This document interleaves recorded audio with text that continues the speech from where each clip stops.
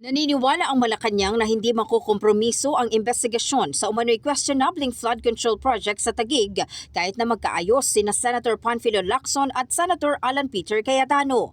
Ito ang pahayag ni Palace Press Officer Claire Castro matapos sabihin ni Senator Erwin Tulfo na nagkaroon ng kaukus ang Senado upang pag-ayusin ang dalawang senador. Ayon kay Castro, mas mabuti kung maayos ang ugnayan ng mga public servant kahit may pagkakaiba sa pananaw dahil makatutulong ito sa kanilang trabaho. Gayunpaman, sinabi niyang tiwala ang palasyo sa pagkatao ni Lacson na ipagpapatuloy nito ang investigasyon at hindi ito makikipagkompromiso kung may mga ebidensyang dapat pang busisiin.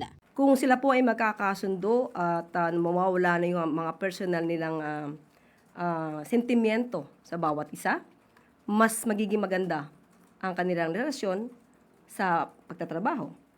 Pero naniniwala tayo na sa pagkatao po ni Senator Lacson, hindi po siya makikipag-compromise para lang mawala ang kanyang pag-iimbestiga. So naniniwala tayo na tuloy-tuloy pa rin po ang mga issue na dapat na imbestigahan. Kung may mga ebidensya, alam na po din po natin na ito'y kanyang pagpapatuloy. In the heart of changing lives, ako si Brigada Maricar Saragan ng 105.1 Brigada News FM Manila, The Music and News Authority.